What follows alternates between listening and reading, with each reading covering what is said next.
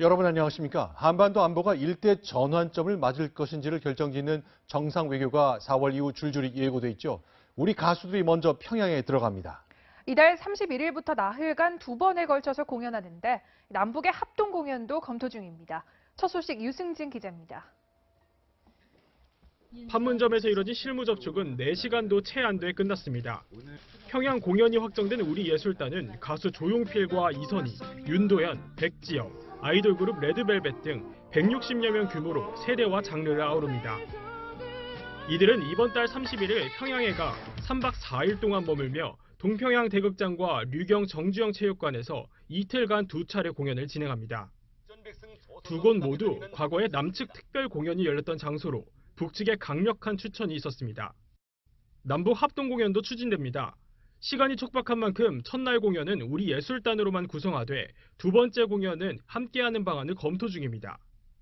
1부, 2부는 아니게 될 때 그쪽에서 어떤 공동 공연을 좀 재미있게 준비를 하자라는 제안도 있었습니다. 사전점검단은 오늘 22일부터 2박 3일간 베이징을 통해 평양으로 들어갑니다. 북측으로부터 숙소로 고려호텔을 제안받은 만큼 이를 포함해 현지 공연장 등을 꼼꼼히 둘러볼 계획입니다. 채널A 뉴스 유승진입니다.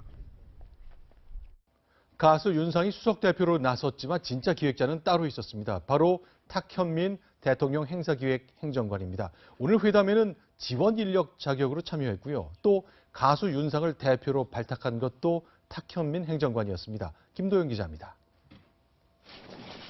남북 실무 접촉에 나서는 우리 측 대표단 뒤로 탁현민 청와대 행정관이 스쳐 지나갑니다. 그리곤 대표단과 함께 판문점으로 가는 버스를 탔고 북측 지역으로 건너가 회담에도 참여했습니다. 회담 지원인으로 갔고요. 지원인으로서 역할을 충분히 수행하셨습니다. 가수 윤상 씨가 우리 쪽 대표로 전면에 나섰지만 실제로는 탁현민 행정관이 이번 공연의 전체 밑그림을 그린 것으로 알려졌습니다. 청와대 관계자는 탁 행정관이 문화체육관광부와 문학의 추천을 받아 윤상 측과 조율했고 예술단 감독으로 결정했다고 설명했습니다.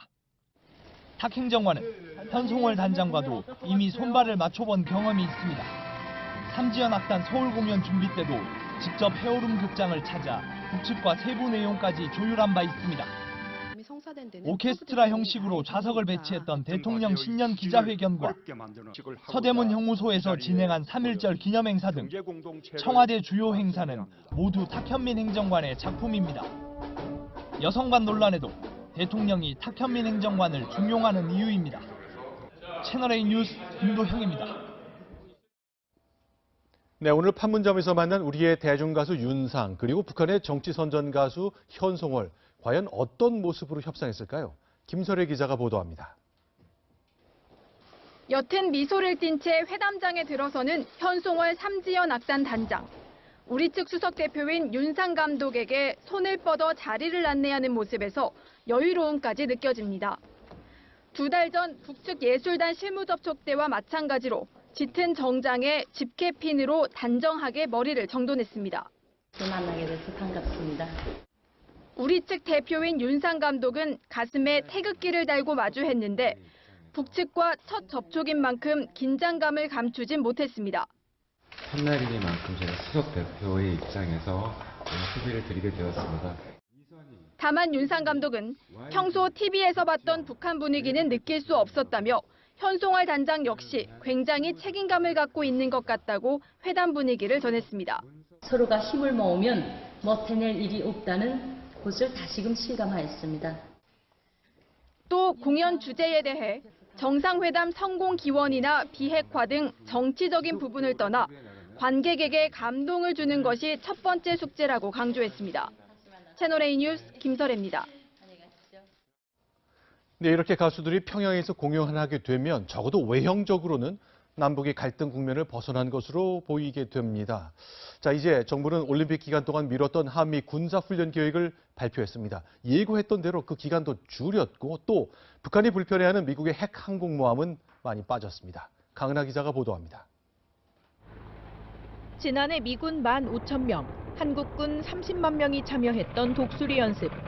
국방부는 올해도 비슷한 규모가 참가한다고 밝혔습니다. 연습은 4월 1일부터 시작할 예정이며 예년과 유사한 규모로 진행될 것입니다. 그러나 훈련 기간이나 참가 전력은 축소됐습니다.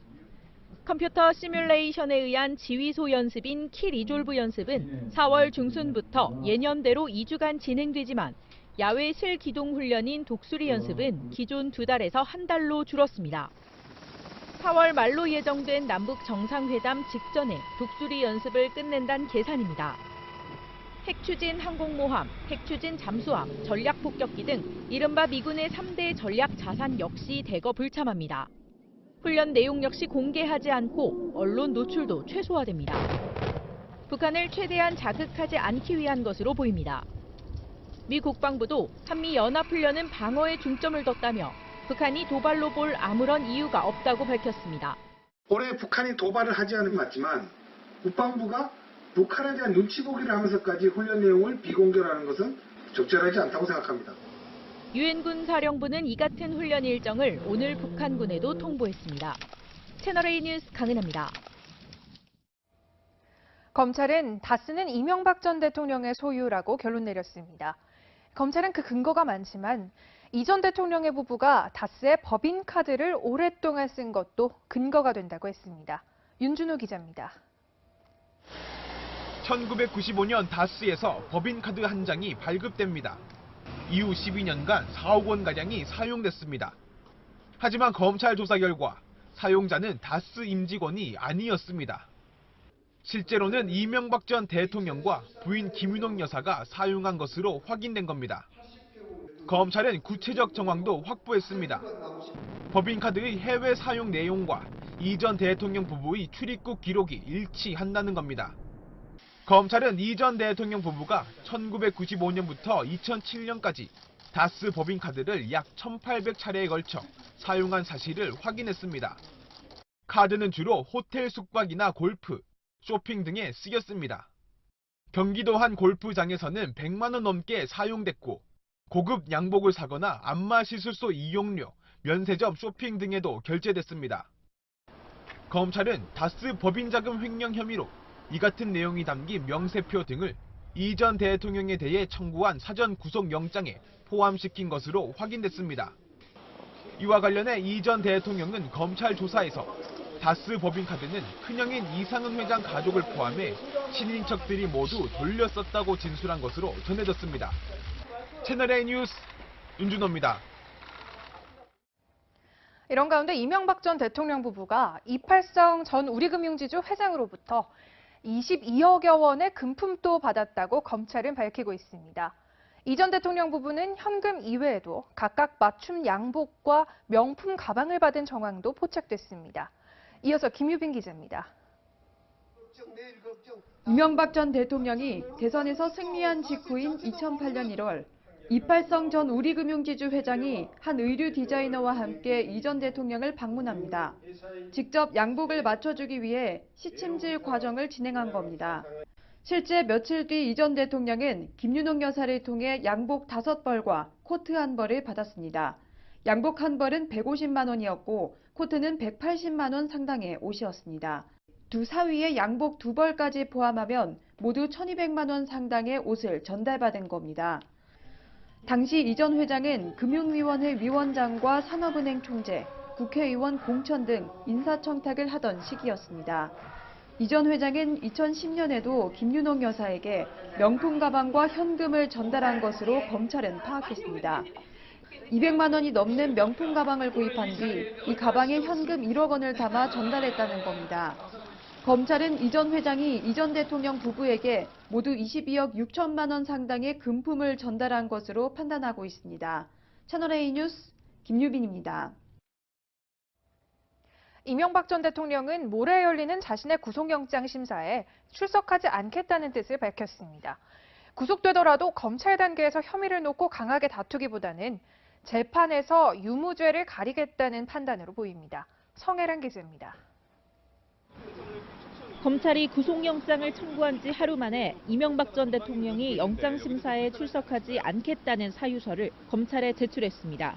이 전 대통령 측은 검찰에서 본인의 입장을 충분히 밝힌 만큼 법원의 심사에 출석하지 않겠다는 이유를 밝혔습니다.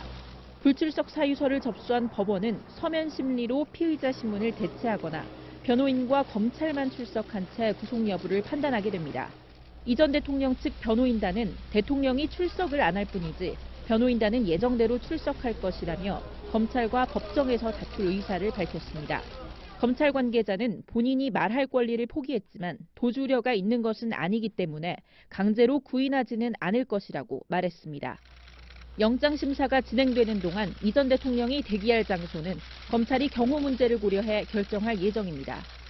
이 전 대통령의 자택 앞에는 오늘도 참모진이 드나들었지만 구속영장 청구와 관련해서는 언급을 자제했습니다. 채널A 뉴스 성혜란입니다.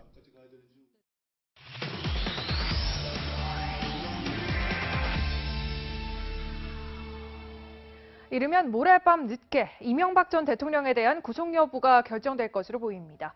사회부 배혜림 차장과 뉴스 분석 시작하겠습니다. 네, 배혜림 차장, 키워드 설명해 주시죠. 네, 오늘의 키워드는 청와대 관저 비밀회의입니다. 검찰에 따르면 다스는 이명박 전 대통령에게 숨겨야만 하는 회사였습니다. 대통령이라는 큰 꿈을 이루기 위해서 가족들과만 다스에 대한 비밀을 공유했고요. 대통령 자리를 지키기 위해서도 청와대 관저에서까지 비밀회의를 열었습니다. 비밀회의 내용 알아보겠습니다. 네, 11년 전이죠. 2007년 대선 전국은 그때 당시 다스가 강타를 했었는데요. 네. 만약에 그때 검찰이 지금과 같은 수사 결과를 내놨더라면 이 전 대통령은 대통령으로 취임할 수 없었던 거 아닙니까? 네, 당선이 무효가 될 수도 있는 상황이었습니다. 네. 이 전 대통령이 다스의 주인으로 드러났다면 이 재산을 누락한 것, 즉 다스의 재산을 허위로 신고한 셈이어서 이 공직선거법 위반으로 당선 무효형을 받을 수 있는 상황이었던 겁니다. 이 때문에 이 전 대통령은 이 측근들과 여러 차례 대책회의를 했는데요. 결국 나는 다스와 무관하다 이렇게 진술을 하도록 허위 진술을 하도록 지시를 했고요. 롤플레이도 했습니다. 변호사가 검사 역할을 하면서 네. 다스의 직원들이 이 다스는 MB와 무관하다라는 진술을 하도록 여러 차례 지시한 겁니다. 역할극 같은 거죠? 그렇습니다. 그리고 또 하나, 다스의 차명 계좌, 이명박 전 대통령에게 차명 계좌를 제공한 이 사람들을 도피시키기도 한 것으로 조사됐습니다. 그러니까 이 전 대통령이 증거인멸을 주도했다는 건데요. 네. 심지어 청와대 관저에서도 이 비밀회의가 열렸다고요?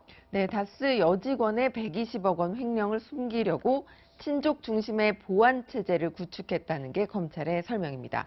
이 전 대통령은 2008년 말과 2009년 초에 이 청와대 대통령 관저에서 열린 가족 모임 자리에서 이 조카인 이동영 다스 부사장을 따로 부르겠다고 이야기를 합니다. 그러자 실제로 두 사람의 만남이 그 직후 이뤄졌습니다. 이 자리에서 이동영 다스 부사장은 이 횡령금 120억 원을 잘 숨겨놓겠다. 잘 처리하겠다 이렇게 얘기를 합니다. 네. 그러자 이명박 전 대통령이 칭찬을 하는데요. 그 내용은 아주 잘했다. 동영이 아주 잘했네라는 내용이었습니다. 그러면서 너 혼자 다 해도 되겠다 이런 말도 한 것으로 전해졌습니다. 그런데 11년 전 검찰 그리고 특검 수사 때는 왜 이런 다스의 주인을 밝혀내지 못한 겁니까? 네, 검찰은 이번에 이명박 전 대통령의 영장을 청구하면서 그 이유도 영장에 밝혔습니다. 바로 이 전 대통령의 이 같은 거짓말과 조직적인 말 맞추기로 진실을 규명하기가 어려웠다는 겁니다. 그때도 지금도 모두 검찰이 수사했는데 네. 이 결론이 완전히 뒤집히는 모습을 본 국민들로서는 좀 납득하기 어려울 것 같습니다. 이 검찰을 신뢰하기 어려워진다는 건데요. 검찰의 얘기대로 10년 전과 지금은 수사 여건이 많이 달라진 건 사실입니다. 그렇다고 하더라도 살아있는 권력에 약하고 죽은 권력에는 강한 검찰이라는 비판도 일부 감수해야 할 것으로 보입니다. 10년 전 다스를 수사했던 검사들이 이명박 정부에서 이른바 잘 나가는 검사들이 된 것도 부인할 수 없는 사실입니다. 이제 모레면 이 전 대통령에 대한 구속심사가 시작이 되는데요. 네.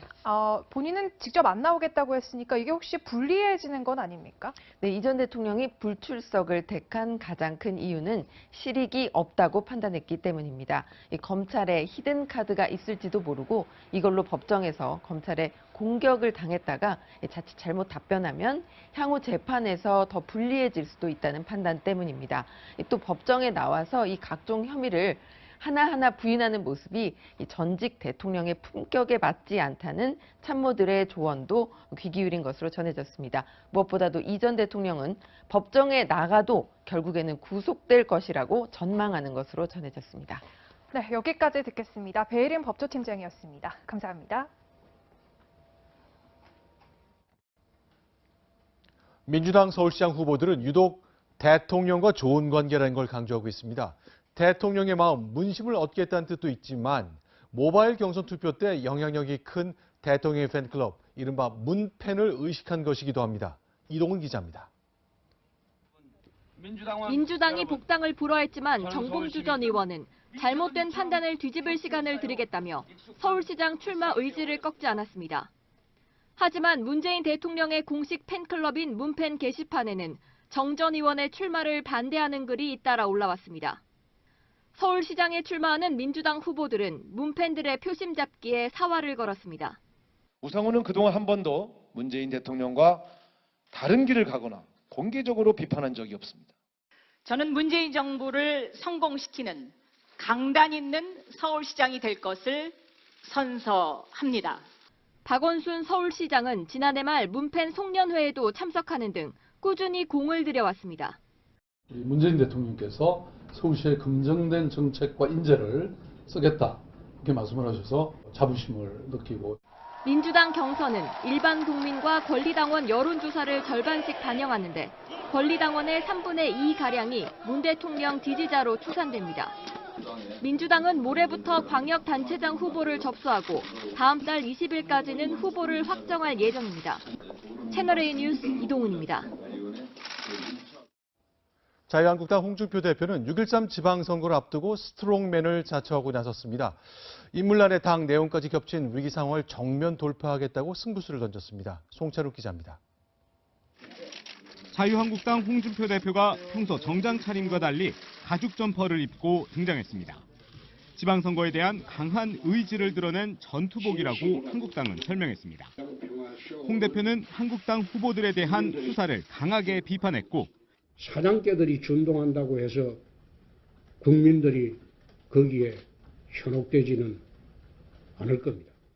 인물난도 일축했습니다. 깜도 안 되는 사람들이 나와서 몇 사람이 설친다고 해서 그게 인물붕괴입니까?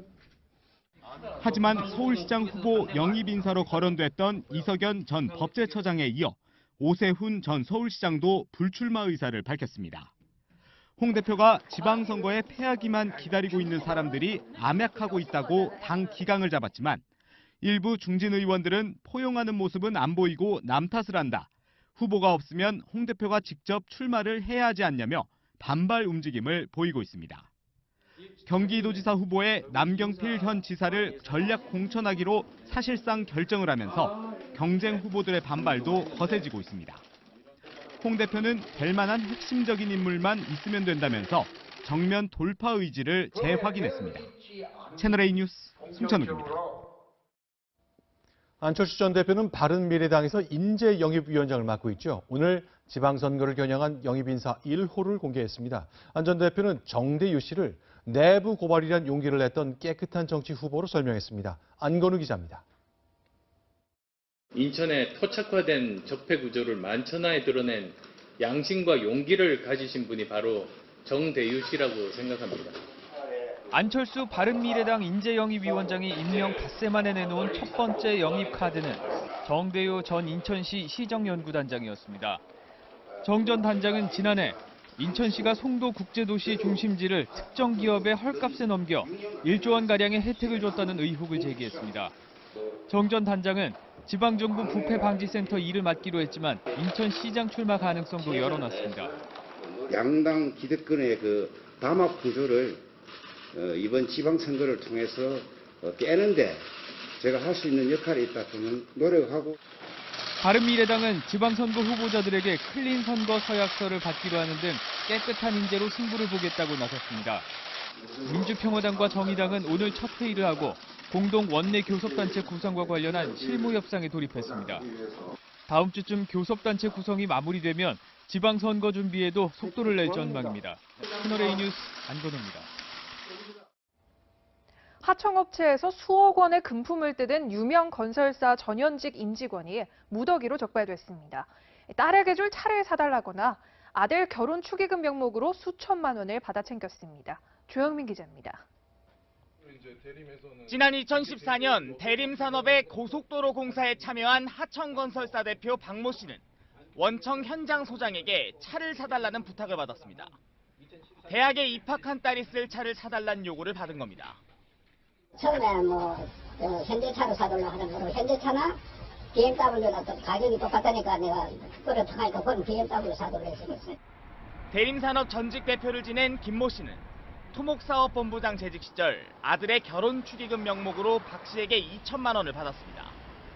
박 씨에게서 금품을 받은 혐의로 경찰에 적발된 대림산업 전현직 임직원은 10명.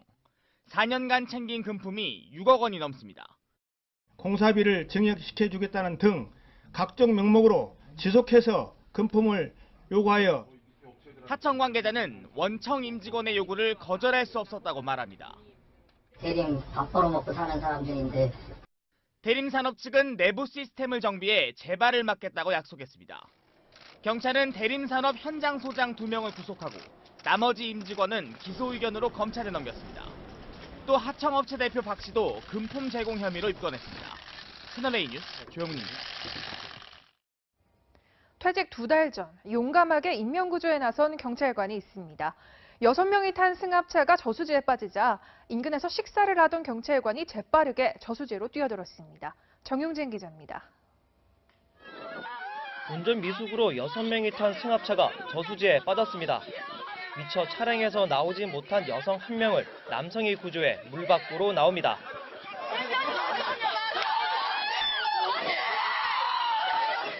남성은 숨 돌릴 틈도 없이 또다시 잠수합니다.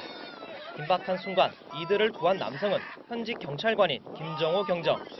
차량이 저수지에 빠진 걸 본 그는 한치의 망설임 없이 물속으로 뛰어들었습니다.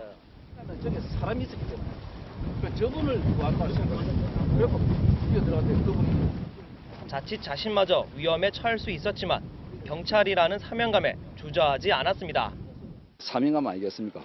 그분들을 못 구했을 때 정말 내가 이 경찰 생활하면서 정말로 가슴 아픈 그런 아픔이 남겠구나. 1978년 정경으로 경찰 생활을 시작해 어느덧 정년을 2달 앞둔 김정호 경정. 40년 동안 정들었던 제복을 이제 벗게 됐지만 앞으로도 이웃 국민을 위한 삶을 이어가겠다고 말합니다. 이런 위기가 닥치면 언제라도 현장에 뛰어들 자세가 되어 있습니다. 채널A 뉴스 정용진입니다. 성폭행 혐의로 어제 검찰에 출두한 안희정 전 충남지사가 밤샘 조사를 받고 오늘 아침 귀가했습니다. 이제 검찰이 안 전 지사의 신병을 어떻게 처리할지가 관심인데요. 이서연 기자가 취재했습니다.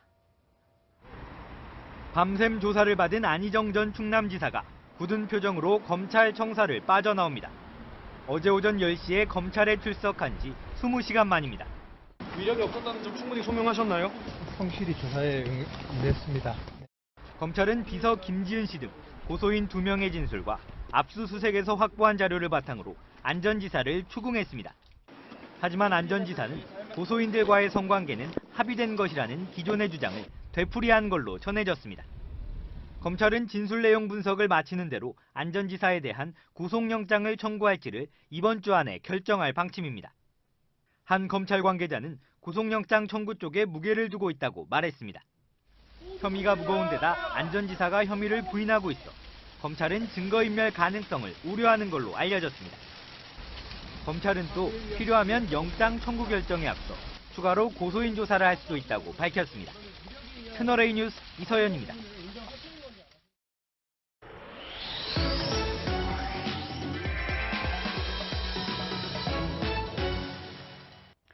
오늘 뉴스터치는 무너진 주택가 담벼락 이야기로 시작합니다.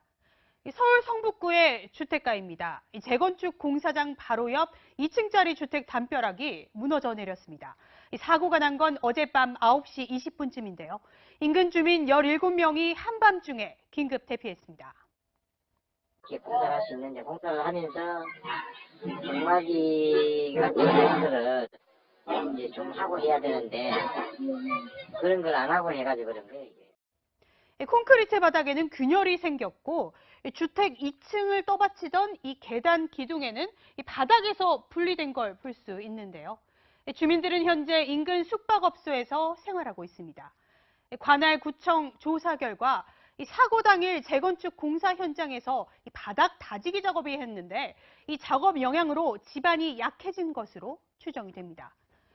그런데 이 상당수 소규모 공사 현장이 이 안전관리 사각지대에 있다는 점이 문제인데요. 서울시 조례에 따르면 깊이 10m 이상 또는 지하 2층 규모 이상의 굴착 공사를 할 때는 이 사전 심의를 받아야 하는데요. 그런데 이번에 사고가 난 현장은 이 땅을 파낸 깊이가 1.5m밖에 안 돼 붕괴 위험을 줄여주는 흙막이 지지대도 설치하지 않았습니다. 그러는데 저녁에 그냥 씻으려고 하니까 와장창 하니까 무조건 이게 넘어졌구나. 저희 예감에도 뛰쳐나와 보니까 그냥 다 완전히 넘어진 거예요. 비슷한 사고가 끊이지 않는 것도 문제입니다. 지난 2015년에는 은평구 신축 공사장 인근 주택 8채에 균열이 생겨 주민들이 긴급 대피했는데요. 규모가 작아 사전 심의를 받지 않아도 되는 공사 현장이었습니다. 건물의 노후도나 집안 상태까지 감안해 공사 현장의 안전 규정을 강화할 필요가 있어 보입니다. 뉴스터치 두 번째 이야기는 강풍 이야기입니다. 오늘 오전 이 서울 종로구 대학로 거리입니다. 신호등이 부러져 도로를 덮쳤습니다. 부러진 신호등 기둥을 한번 보시죠. 완전히 녹이 쓴 모습을 볼 수 있는데요. 노후한 신호등이 바람을 이기지 못하고 부러진 것으로 보입니다. 부산 동래구에서도 강풍 피해 소식이 전해졌는데요. 순간 최대 풍속이 초당 19m에 이르는 강한 바람에 이렇게 전봇대가 쓰러졌습니다. 인명피해는 없었지만 일대 전기 공급이 끊기고 이 행인들도 이 통행 불편을 겪었는데요. 강풍 피해를 보지 않도록 야외 시설물 점검 잊지 말아야겠습니다. 뉴스터치였습니다. 문재인 대통령이 다음 주 월요일 직접 발의할 개헌안이 공개됐습니다. 눈에 띄는 것은 헌법 전문입니다. 그러니까 기존에 있었던 4.19 정신에 이어서 1970년대와 80년대 반정부, 반독재 저항운동 세 가지를 계승할 민주 이념으로 명시하겠다는 겁니다. 야당은 절대 동의할 수 없다며 반발했습니다. 강지혜 기자가 보도합니다. 현행 헌법 전문에 명시된 기념일은 3.1절과 4.19 혁명뿐입니다. 문재인 대통령 개헌안은 여기에 부마항쟁과 5.18 민주화운동, 60항쟁을 추가했습니다. 역사적 사건인 4.19 혁명, 부마항쟁과 5.18 민주화운동, 60항쟁의 민주 이념을 계승한다는 점을 분명히 하였습니다. 다만 지난해 탄핵을 이끈 촛불혁명은 역사적 평가가 끝나지 않았다는 이유로 전문에 포함하지 않았습니다. 기본권은 크게 강화됐습니다. 외국인 200만 명 시대에 맞춰 기본권 주체를 국민에서 사람으로 넓히고 재해 예방과 위험 보호에 대한 국가의 의무를 강화해 생명권과 안전권, 정보 기본권 등도 신설했습니다. 천부인권적 기본권에 대해서는 모든 사람에게로 확대해야 된다라고 하는 것이 대통령의 확고한 소신이었습니다. 이와 함께 노동권도 강화했습니다. 근로라는 용어를 노동으로 바꾸고 고용안정과 동일노동 동일임금 원칙도 담았습니다. 검사의 영장 청구권을 삭제해 사법개혁 의지도 드러냈습니다. 청와대는 내일 지방분권과 국민주권, 모레는 권력구조 관련 내용을 공개하고 국회에 개헌을 촉구할 계획입니다. 채널A 뉴스 김지혜입니다.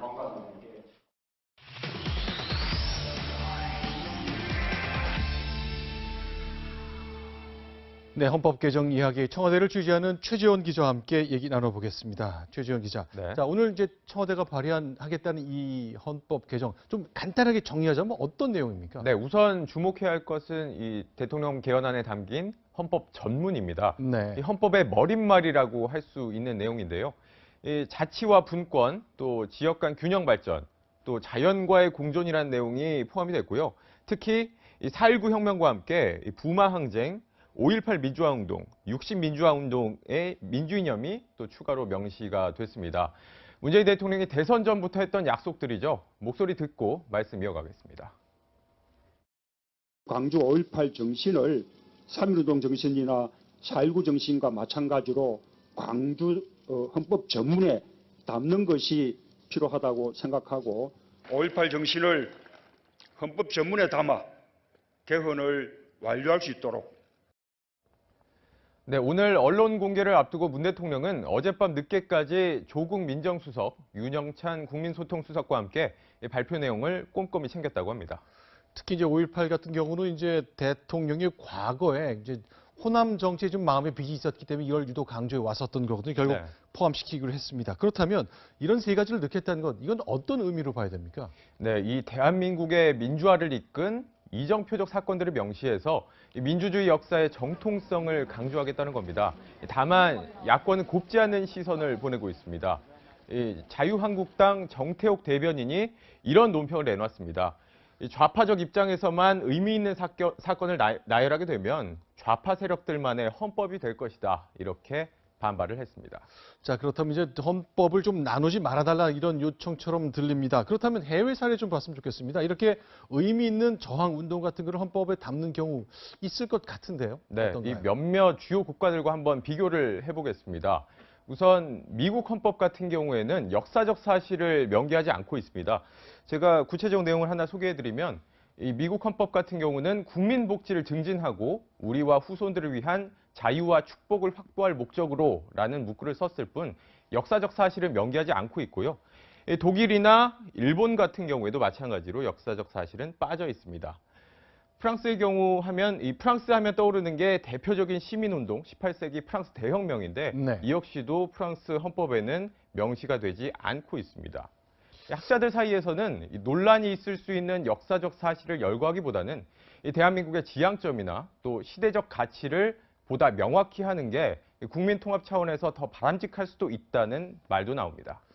자, 그렇다면요. 앞으로 이제 결국 대통령이 발의는 했지만 국회가 이걸 처리해야 되는 것인데 국회에서 논의하는 과정이 좀 논쟁이 될 만한 포인트 하나 찝자면 뭐가 있을까요? 네, 일단 이 직접 민주주의 요소가 대거 포함이 되는데요. 이 두 가지가 있습니다. 국회의원 국민 소환제와 국민 발안제인데요. 국민 발안제는 이 국민이 직접 이 주요 법률안들을 발의할 수 있게 한 제도입니다. 또 이 국민 소환제는 부적격한 국회의원을 임기 중에 직접 투표로 파면할 수 있게 하는 제도입니다.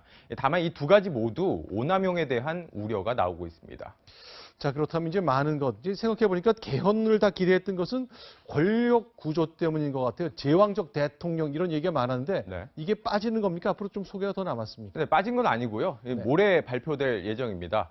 4년씩 최장 8년까지 집권 가능한 대통령 4년 연임제로 일단 가닥이 잡혀 있습니다.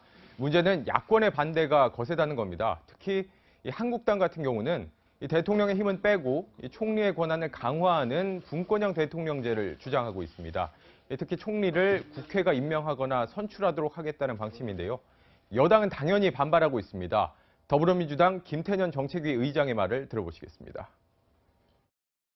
문재인 대통령의 홍준표 총리가 될 수도 있는 상황이 되는 거죠.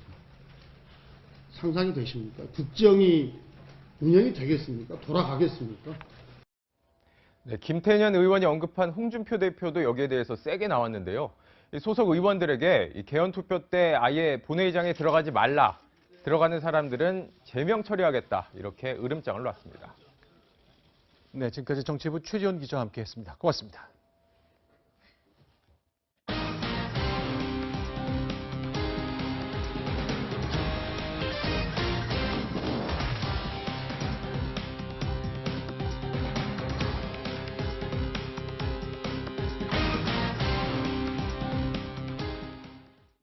미국이 수출국들에게 철강 관세 폭탄을 피하려면 중국에 대한 통상 압박에 동참하라고 요구하고 있는 것으로 알려졌습니다.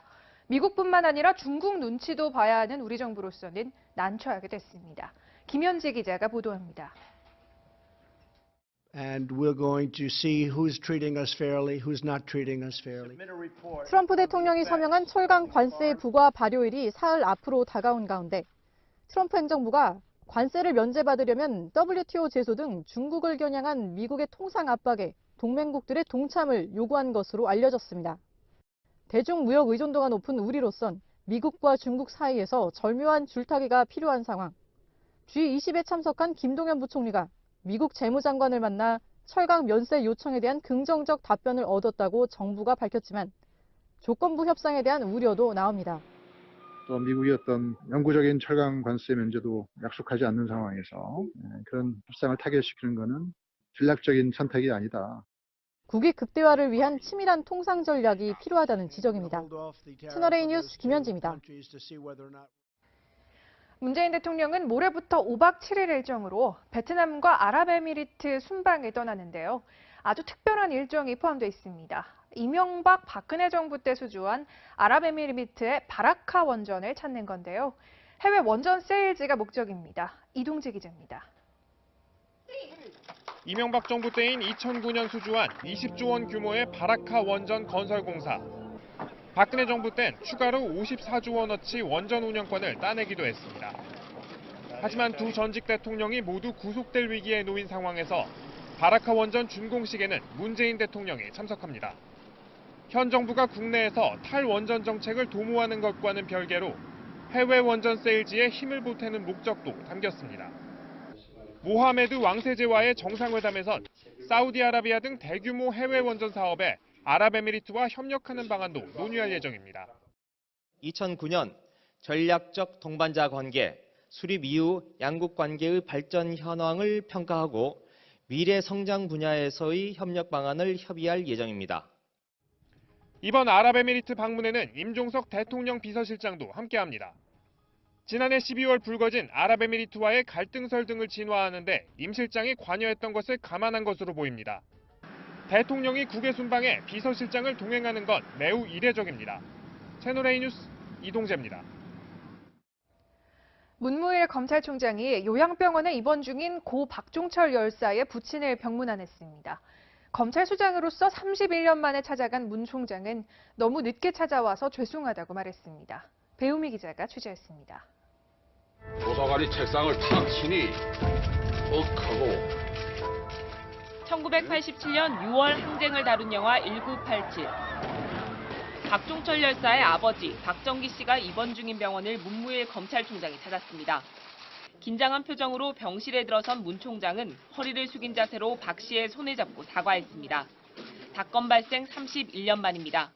너무 늦게 찾아뵙고 사과 말씀 드리게 돼서 정말 죄송스럽고 87년 1월 차가운 겨울, 아들을 보내며 할 말이 없다고 했던 아버지는 힘겹게 입을 열었습니다.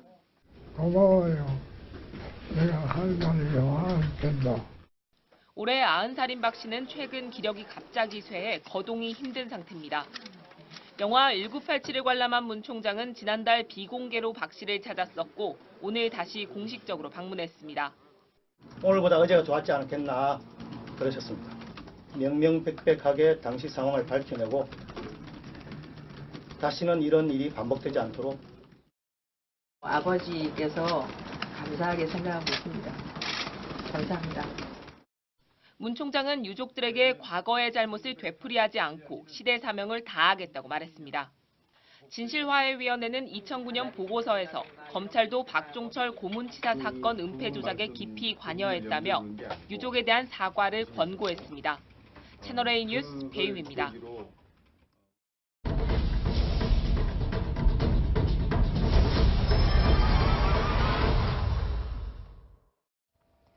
모래사막 한가운데에 오일머니로 쌓아 올린 도시 아부다비가 최근 세계 문화예술의 허브로 다시 태어나고 있습니다.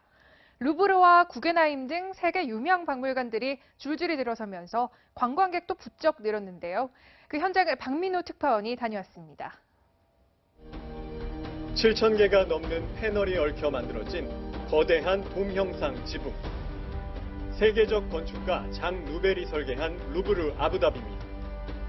피라미드 모양 건축물로 유명한 프랑스 루브르의 분관으로 지난해 11월 아부다비의 문을 열었습니다. 공사비만 1억 800만 달러, 프랑스에 지불한 로얄티와 작품 대여료까지 우리 돈 1조 5천억 원 정도가 들었습니다. A strong investment in, let's say, post-oil economies, and it goes with investment in education, in tourism. 올 여름부터는 레오나르도 다빈치의 작품 살바토르 문디도 전시됩니다. 지난해 12월 미술품 경매 사상 최고가인 5천억 원에 구매한 작품입니다. There are many masterpieces, but some kind of Monet paintings, some Picassos too, and of course Delacroix. Yeah, the paintings are impressive. 루브르 아부다비가 문을 연 뒤 더 많은 사람들이 아부다비를 찾고 있습니다. 아부다비 문화관광부는 올해 600만 명 유치를 목표로 하고 있습니다. 아부다비는 약 20조 원을 들여 루브르 분관이 들어선 사디아트 섬 일대를 대형 미술관이 모여있는 문화특별관광지구로 조성하고 있습니다. 루브르 아부다비 옆에는 구겐하임 미술관이 들어설 부지도 이렇게 마련되어 있습니다. 미국 뉴욕의 구겐하임 본관보다 규모가 무려 7배나 큽니다. Guggenheim Abu Dhabi is a major attraction we're working on. We are in design phases at the moment. It is the third museum that will come online on the island. 세계적인 자동차 테마파크로도 유명한 아부다비는 올해 워너 브라더스사와 함께 세계 최대 규모의 실내 테마파크도 개장할 예정입니다. 두바이 이후 가격의 폭락으로 중동 산유국들이 재정난을 겪는 상황에서 문화와 관광 산업은 아부다비가 찾은 새로운 먹거리입니다. 오일 머니로 쌓아올린 도시, 겉만 번지를 했던 아부다비가 이제 예술이 깃든 오아시스로 거듭나고 있습니다. 아부다비에서 채널A 뉴스 강민우입니다. 네, 내 주변 미세먼지의 적잖은 부분은 중국에서 날아온 것 아닌가, 이런 의구심 국내 연구진이 과학적으로 입증했습니다. 중국인들이 설 연휴 때 하는 폭죽놀이가 그 실험의 근거가 됐습니다. 김태형 기자입니다. 희뿌연 연기가 하늘을 온통 뒤덮습니다. 중국 설날인 춘절에는 새해 악귀를 쫓아낸다는 의미로 중국인들은 곳곳에서 폭죽놀이를 즐깁니다. 지난해 춘절에도 어김없이 대규모 폭죽놀이로 중국 100개의 도시의 대기질 지수는 심각 수준을 나타냈습니다. 춘절 기간인 지난해 1월 30일, 우리나라 초미세먼지 농도는 세제곱미터당 평균 50 마이크로그램, 연평균치의 2배로 갑자기 뛰었습니다. 국내 연구진은 이때 우리나라의 초미세먼지 농도가 높아진 이유가 바로 중국 춘절 폭죽 영향이었다는 걸 밝혀냈습니다. 중국에서 폭죽이 연소되면서 대량 발생한 성분 칼륨이 하루 뒤 우리나라 대기에서 7에서 8배 증가해 검출됐습니다. 당시 북서풍을 타고 우리나라로 이동한 것으로 분석된 겁니다. 춘절 기간에 폭죽놀이를 하지 않기 때문에 폭죽에서 배출되는 그 추적자를 분석을 하면 저희가 중국에서 이동된 오염물질을 저희가 추적할 수 있을지 않을까라는. 이번 연구 결과는 다음 달 국제학술지에 실릴 예정이어서 중국과의 미세먼지 저감 정책 협력에 도움이 될지 주목되고 있습니다. 채널A 뉴스 김태형입니다. 미세먼지가 갈수록 심각해지면서 정부가 선진국 수준으로 그 기준을 높이기로 했습니다. 바뀐 기준을 적용해 보았더니 작년이라면 초미세먼지가 나쁨에 해당하는 날이 5배쯤 늘어났다고 합니다. 허욱 기자입니다. 초미세먼지는 세계보건기구가 1군 발암물질로 지정할 정도로 각종 질환을 일으킵니다. 호흡기계 심혈관계 질환뿐만 아니라 대표적인 거가 신경계, 뇌 이런 데도 영향을 미칠 수 있다는 게 알려져 있습니다. 그런데 종종 하늘은 뿌연데 초미세먼지 관련 예보가 없어서 헷갈릴 때가 있습니다. 저희가 볼 때는 되게 뿌여 있었거든요. 그런데도 기상청에서는 되게 날씨가 좋다고 미세먼지는 보통이라고. 마스크를 써야 할지 안 써야 할지 좀 고민되는 경우가 있더라고요. 정부가 초미세먼지 관련 기준을 선진국 수준으로 바꾸기로 했습니다. 현재 초미세먼지는 좋음, 보통, 나쁨, 매우 나쁨 4단계로 구분되는데 세제곱미터당 50 마이크로그램까지는 보통이고 50일부터 나쁨입니다. 그러나 오는 27일부터는 새 기준이 적용돼 36부터 나쁨에 해당됩니다.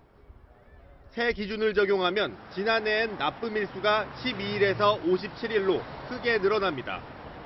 공공기관 차량 이부제가 실시되는 미세먼지 비상저감 조치 기준은 바뀌지 않습니다. 채널A 뉴스 허욱입니다. 운전자 없이 스스로 움직이는 자율주행차, 모든 자동차 기업과 인터넷 기업들이 미래의 사업이라면서 맹렬히 연구해 왔습니다. 그래서 안전도가 크게 올랐거니 이렇게 믿어왔는데 미국에서 무인 자동차가 보행자를 치어 숨지게 했습니다. 먼저 박용 특파원이 전해드립니다.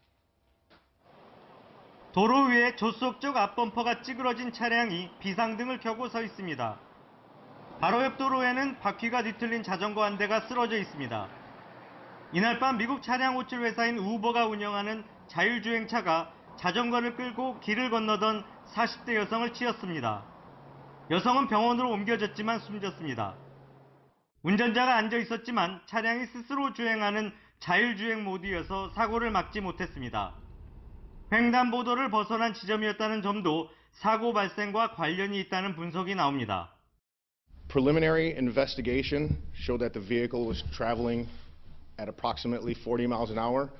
Our investigation did not show at this time that there were significant signs of the vehicle slowing down. 우버는 당국의 조사에 협조하겠다고 밝히고 샌프란시스코, 피츠버그, 피닉스 등에서 자율주행차 운행을 중단했습니다. 자율주행차는 자동차 산업의 판을 바꿀 혁신적인 기술로 꼽힙니다. 고속도로 주행에선 합격점을 받았지만 보행자나 자전거가 있는 일반 도로나 악천후에선 약점을 드러냈습니다. 안전성이 검증되기 전까지 자율주행차를 도로 위에서 보기 쉽지 않을 것으로 보입니다. 뉴욕에서 채널A 뉴스 박용입니다. 네, 지금 보신 것처럼 자전거를 끌고 가는 사람을 기계가 알아보지 못한 게 사고의 이유겠죠. 우리 정부도 4년 내에 일부 도로에서는 자율주행을 상용화하려 했지만 적잖게 차질을 빚게 됐습니다. 황규락 기자입니다. 자율주행 자동차의 핵심은 눈 역할을 하는 라이더와 센서, 그리고 현재 위치를 파악하는 GPS입니다.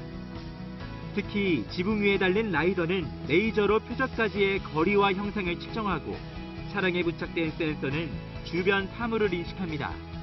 이렇게 파악된 주변 정보로 자율주행차가 운전자를 대신해 보행자와 신호, 횡단보도 등을 인식해 속도와 방향을 조절하는 겁니다. 그러나 이번 사고에서는 자율주행차가 자전거를 끌고 가는 보행자를 봤지만 미처 사람으로 인식하지 못하고 운행을 계속했을 가능성이 있습니다. 자전거와 사람 자체가 경계가 모호한 그런 상황이고요. 아마 자율주행차가 이와 같은 형태의 상황이 학습이 안 돼 있었던 그런 정황도 보입니다. 자율주행 중 긴급 상황에 대응하기 위해 운전석에 앉아있던 운전자가 제대로 대처하지 못해 사고 책임은 운전자에게 있습니다. 완성도가 높아졌다고 차가 많고 사람이 많은 지역 들어오게 되면은 이 빈도가 더 커지고 이번 사고가 한창 달아오르던 자율주행 기술 개발과 시험 주행에 어떤 영향을 미칠지 주목됩니다. 채널A 뉴스 황규락입니다. 장기 집권의 초석을 단단히 다진 차르 푸틴과 또 황제 시진핑이 신밀월 시대를 열어가고 있습니다. 또 다른 스트롱맨, 트럼프 미국 대통령에게 맞선다는 점도 두 남자의 우정을 두텁게 하는 요소라고 합니다. 황아람 기자가 보도합니다. 개헌으로 장기 집권의 길을 연 중국 시진핑과 네 번째 임기를 시작한 러시아의 푸틴. 서로 축전을 주고받고 전화통화까지 하며 우위를 과시했습니다. 시진핑은 축전에서 중러 관계가 역사상 가장 좋은 수준에 도달했다고 평가했고 앞서 푸틴도 중러 관계가 전 세계의 안정을 촉진할 것이라는 뜻을 전했습니다. 시 주석은 중화민족의 부흥을, 푸틴 대통령은 러시아의 부활을 슬로건으로 하는 강한 민족주의 성향을 보이고 있습니다. 위대한 미국을 만들겠다는 트럼프 미국 대통령에 맞선 공동전선을 구축한 셈입니다. 지난해 7월 모스크바 정상회담에서도 두 정상은 의기투합의 모습을 과시했습니다. 我们也是呢守望相助的好朋友. 한반도 문제 해법에도 공감하고 있습니다. В числе совместных внешнеполитических приоритетов комплексное решение проблем Корейского полуострова в целях обеспечения прочного мира и стабильности в Северо-Восточной Азии. 트럼프는 국가안보전략 보고서에서 중국과 러시아를 미국의 이익을 저해야 하는 경쟁자로 규정했습니다. 시진핑과 푸틴에게 축전도 보내지 않았습니다. 채널A 뉴스 황아람입니다. 세계적으로 남녀 선수의 임금 격차가 또 하나의 성차별 문제로 떠오르고 있는데요. 급기야 배구 여제 김연경도 국내 남녀 배구 선수들의 연봉 차이를 지적하고 나섰습니다. 이현수 기자입니다. 윈블던 테니스 방송 해설을 맡은 여자 테니스의 전설 나브라틸로바는 남녀 급여 차별에 대해 비판을 쏟아냈습니다. It was a shock because John McEnroe makes at least 150,000 pounds. I get about 15,000 pounds for Wimbledon. 같은 일을 해도 돈은 10분의 1밖에 못 받았다는 겁니다. 배구 여제 김연경도 불을 지폈습니다. 해외에서 은퇴해야겠다며 국내 남녀 배구 선수들의 급여 차이를 지적했습니다.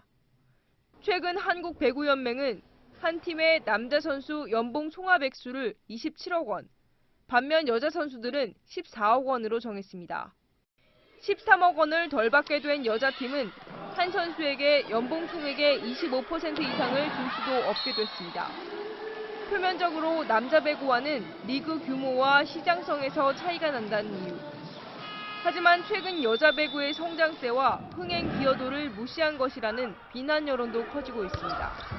채널A 뉴스 이현수입니다. 이례적으로 투수와 타자를 둘 다 하는 투타 겸업 일본 야구 스타 오타니 쇼헤이는 만화에나 나올 법한 주인공인데요. 야구 괴물로 불리는 그가 메이저리그의 벽을 실감하고 있습니다. 이철우 기자입니다.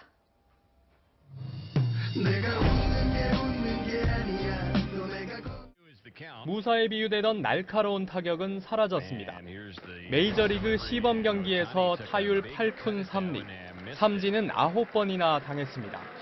일본에서는 투수이면서 한 시즌 22개 홈런과 3할을 친 적도 있지만 미국에선 고교생 타격 실력으로 평가절하되고 있습니다. 파워와 스피드를 갖춘 메이저리그 투수들에 대한 사전 준비가 덜 됐다는 지적. 경기 전 타자와 투수들은 나눠서 훈련을 하는데요. 서로 쓰는 근육이 달라서 스트레칭 프로그램부터 다르기 때문입니다. 위에서 아래로 던지는 것에 적응된 몸으로 수평으로 공을 치는 타자의 욕심을 내다보니 상하체 균형이 완전히 무너졌습니다. 몸쪽 공에 대한 약점이 노출이 됐고 일본 투수들이 몸쪽 공을 던지지 않았기 때문에 그냥 넘어갔는데 이제 미국에서는 그런 건 없죠, 당연히. 타석에서 영향으로 마운드에서도 7실점 난타를 당한 오타니의 사용법을 놓고 팀의 고민이 깊어지고 있습니다. 채널A 뉴스 이철호입니다. 하루 사이에 계절이 늦겨울로 돌아간 듯합니다. 지금 서울은 초속 5m의 강한 바람이 불면서 시민들의 귀갓길을 재촉하고 있는데요. 내일은 꽃샘추위에 눈비 소식까지 더해집니다. 남부와 영동 지역은 오늘 밤부터 비와 눈이 온 뒤 밤사이 전국으로 확대될 텐데요. 때 아닌 폭설이 예보돼 있어 비상입니다. 강원 산지와 경북 북동 산지에는 5에서 20cm, 강원 동해안과 경북, 경남 서부와 전북 동부, 제주 산지에는 최고 10cm로 한겨울처럼 큰 눈이 쏟아지고요. 그 밖의 지역도 1에서 5cm의 적지 않은 눈이 예상됩니다. 영동과 영남, 제주에는 10에서 40mm의 봄비가 오겠고 서울 등 그 밖의 지역은 5에서 20mm로 보고 있습니다. 춘분절기가 무색하게 내일은 오늘보다 더 싸늘합니다. 한낮에도 5도 안팎에 머물겠습니다. 목요일부터는 차츰 평년 기온 회복하겠고요. 이후에는 다시 맑고 따뜻한 봄 날씨를 되찾겠습니다. 내일 오전에는 동쪽 지역을 중심으로 대설 예비특보가 내려져 있습니다. 제설 작업 철저히 해두시고요. 미리 출근 시간을 앞당기시는 게 좋겠습니다. 지금까지 광화문에서 채널A 뉴스 남혜정입니다. 청년에게 꿈과 희망을 채널A가 함께합니다. 시청해주셔서 감사합니다. 돈도 안 되는 사람들이 나와서 몇 사람이 설친다고 해서 그게 인물붕괴입니까? 하지만 서울시장 후보 영입 인사로 거론됐던 이석연 전 법제처장에 이어 오세훈 전 서울시장도 불출마 의사를 밝혔습니다. 홍 대표가 지방선거에 패하기만 기다리고 있는 사람들이 암약하고 있다고 당 기강을 잡았지만 일부 중진 의원들은 포용하는 모습은 안 보이고 남 탓을 한다. 후보가 없으면 홍 대표가 직접 출마를 해야 하지 않냐며 반발 움직임을 보이고 있습니다. 경기도지사 후보에 남경필 현 지사를 전략 공천하기로 사실상 결정을 하면서 경쟁 후보들의 반발도 거세지고 있습니다. 홍 대표는 될 만한 핵심적인 인물만 있으면 된다면서 정면 돌파 의지를 재확인했습니다. 채널A 뉴스 송찬욱입니다. 안철수 전 대표는 바른미래당에서 인재영입위원장을 맡고 있죠. 오늘 지방선거를 겨냥한 영입인사 1호를 공개했습니다. 안 전 대표는 정대유 씨를 내부 고발이란 용기를 냈던 깨끗한 정치 후보로 설명했습니다. 안건우 기자입니다.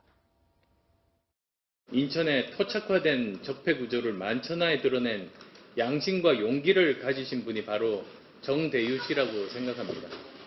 안철수 바른미래당 인재영입위원장이 임명 닷새 만에 내놓은 첫 번째 영입 카드는 정대유 전 인천시 시정연구단장이었습니다. 정 전 단장은 지난해 인천시가 송도 국제도시 중심지를 특정 기업의 헐값에 넘겨 1조 원가량의 혜택을 줬다는 의혹을 제기했습니다. 정 전 단장은 지방정부 부패방지센터 일을 맡기로 했지만 인천시장 출마 가능성도 열어놨습니다. 양당 기득권의 그 담합 구조를 이번 지방선거를 통해서 깨는데 제가 할 수 있는 역할이 있다 저는 노력하고. 바른미래당은 지방선거 후보자들에게 클린 선거 서약서를 받기로 하는 등 깨끗한 인재로 승부를 보겠다고 나섰습니다. 민주평화당과 정의당은 오늘 첫 회의를 하고 공동 원내 교섭단체 구성과 관련한 실무 협상에 돌입했습니다. 다음 주쯤 교섭단체 구성이 마무리되면 지방선거 준비에도 속도를 낼 전망입니다. 채널A 뉴스 안건우입니다. 하청업체에서 수억 원의 금품을 뜯은 유명 건설사 전현직 임직원이 무더기로 적발됐습니다. 딸에게 줄 차를 사달라거나 아들 결혼 축의금 명목으로 수천만 원을 받아 챙겼습니다. 조영민 기자입니다. 지난 2014년 대림산업의 고속도로 공사에 참여한 하청건설사 대표 박모 씨는 원청 현장 소장에게 차를 사달라는 부탁을 받았습니다.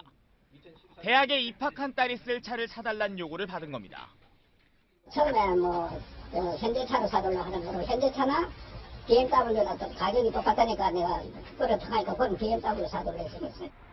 대림산업 전직 대표를 지낸 김모 씨는 토목사업본부장 재직 시절 아들의 결혼 축의금 명목으로 박 씨에게 2천만 원을 받았습니다. 박 씨에게서 금품을 받은 혐의로 경찰에 적발된 대림산업 전현직 임직원은 10명. 4년간 챙긴 금품이 6억 원이 넘습니다. 공사비를 증액시켜주겠다는 등 각종 명목으로 지속해서 금품을 요구하여 하청 관계자는 원청 임직원의 요구를 거절할 수 없었다고 말합니다. 대림 밥 벌어먹고 사는 사람들인데. 대림산업 측은 내부 시스템을 정비해 재발을 막겠다고 약속했습니다. 경찰은 대림산업 현장 소장 2명을 구속하고 나머지 임직원은 기소 의견으로 검찰에 넘겼습니다. 또 하청업체 대표 박 씨도 금품 제공 혐의로 입건했습니다. 채널A 뉴스 조영민입니다. 퇴직 2달 전 용감하게 인명구조에 나선 경찰관이 있습니다. 6명이 탄 승합차가 저수지에 빠지자 인근에서 식사를 하던 경찰관이 재빠르게 저수지로 뛰어들었습니다. 정용진 기자입니다. 운전 미숙으로 6명이 탄 승합차가 저수지에 빠졌습니다. 미처 차량에서 나오지 못한 여성 1명을 남성이 구조해 물 밖으로 나옵니다.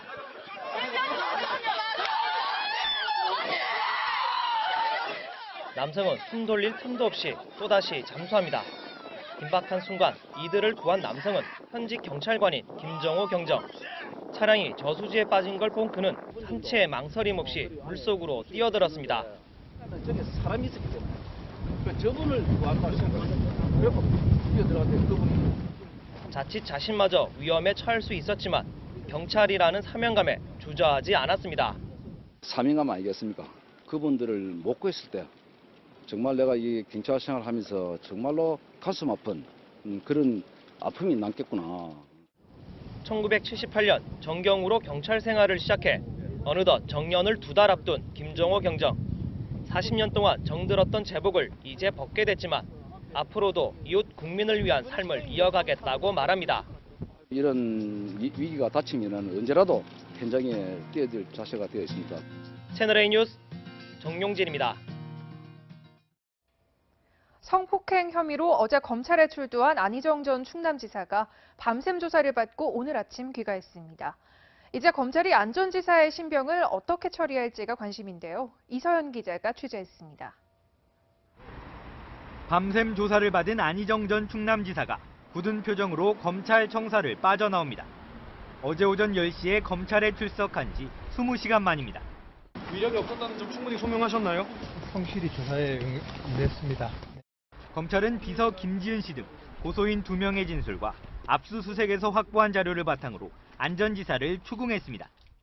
하지만 안 전 지사는 고소인들과의 성관계는 합의된 것이라는 기존의 주장을 되풀이한 걸로 전해졌습니다. 검찰은 진술 내용 분석을 마치는 대로 안 전 지사에 대한 구속영장을 청구할지를 이번 주 안에 결정할 방침입니다.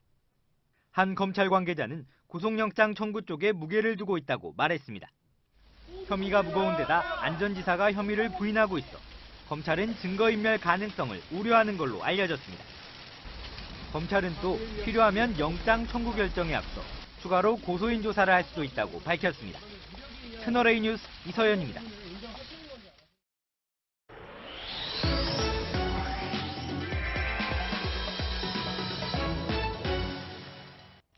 오늘 뉴스터치는 무너진 주택가 담벼락 이야기로 시작합니다. 서울 성북구의 주택가입니다. 재건축 공사장 바로 옆 2층짜리 주택 담벼락이 무너져 내렸습니다. 사고가 난 건 어젯밤 9시 20분쯤인데요. 인근 주민 17명이 한밤중에 긴급 대피했습니다. 공사를 할 수 있는데 공사를 하면서 정막이 같은 것들을 이제 좀 하고 해야 되는데 그런 걸 안 하고 해가지고 그런 거예요. 콘크리트 바닥에는 균열이 생겼고 주택 2층을 떠받치던 이 계단 기둥에는 이 바닥에서 분리된 걸 볼 수 있는데요. 주민들은 현재 인근 숙박업소에서 생활하고 있습니다. 관할 구청 조사 결과 이 사고 당일 재건축 공사 현장에서 이 바닥 다지기 작업이 했는데 이 작업 영향으로 집안이 약해진 것으로 추정이 됩니다. 그런데 이 상당수 소규모 공사 현장이 이 안전관리 사각지대에 있다는 점이 문제인데요. 서울시 조례에 따르면 깊이 10m 이상 또는 지하 2층 규모 이상의 굴착 공사를 할 때는 이 사전 심의를 받아야 하는데요. 그런데 이번에 사고가 난 현장은 이 땅을 파낸 깊이가 1.5m밖에 안 돼 붕괴 위험을 줄여주는 흙막이 지지대도 설치하지 않았습니다. 그러는데 저녁에 그냥 씻으려고 하니까 와장창 하니까 무조건 이게 넘어졌구나. 저희 예감에도 뛰쳐나와 보니까 그냥 다 완전히 넘어진 거예요. 비슷한 사고가 끊이지 않는 것도 문제입니다. 지난 2015년에는 은평구 신축 공사장 인근 주택 8채에 균열이 생겨 주민들이 긴급 대피했는데요.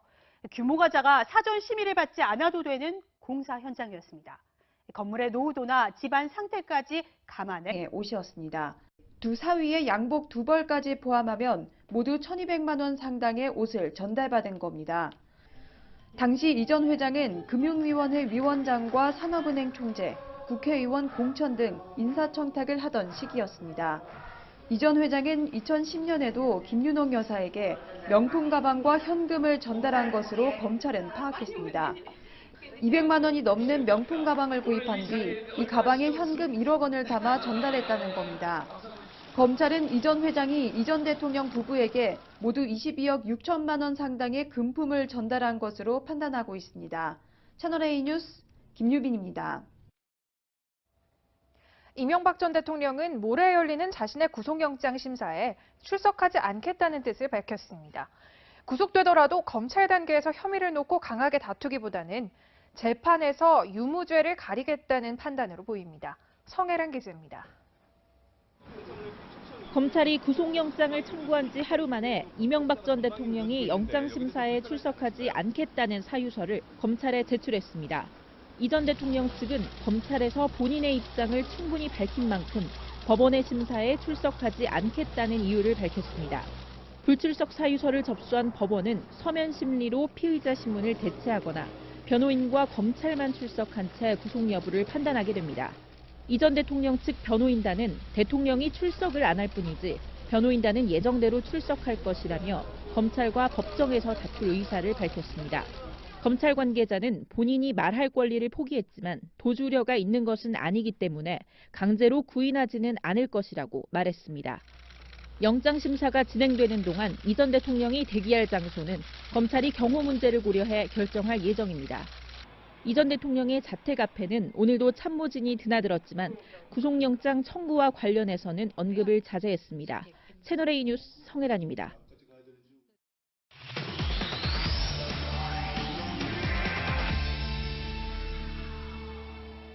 이르면 모레 밤 늦게 이명박 전 대통령에 대한 구속 여부가 결정될 것으로 보입니다. 사회부 배혜림 차장과 뉴스 분석 시작하겠습니다. 네, 배혜림 차장, 키워드 설명해 주시죠. 네, 오늘의 키워드는 청와대 관저 비밀회의입니다. 검찰에 따르면 다스는 이명박 전 대통령에게 숨겨야만 하는 회사였습니다. 대통령이라는 큰 꿈을 이루기 위해서 가족들과만 다스에 대한 비밀을 공유했고요. 대통령 자리를 지키기 위해서도 청와대 관저에서까지 비밀회의를 열었습니다. 비밀회의 내용 알아보겠습니다. 네, 11년 전이죠. 2007년 대선 전국은 그때 당시 다스가 강타를 했었는데요. 네. 만약에 그때 검찰이 지금과 같은 수사 결과를 내놨더라면 이 전 대통령은 대통령으로 취임할 수 없었던 거 아닙니까? 네, 당선이 무효가 될 수도 있는 상황이었습니다. 네. 이 전 대통령이 다스의 주인으로 드러났다면 이 재산을 누락한 것, 즉 다스의 재산을 허위로 신고한 셈이어서 이 공직선거법 위반으로 당선 무효형을 받을 수 있는 상황이었던 겁니다. 이 때문에 이 전 대통령은 이 측근들과 여러 차례 대책회의를 했는데요. 결국 나는 다스와 무관하다 이렇게 진술을 하도록 허위 진술을 하도록 지시를 했고요. 롤플레이도 했습니다.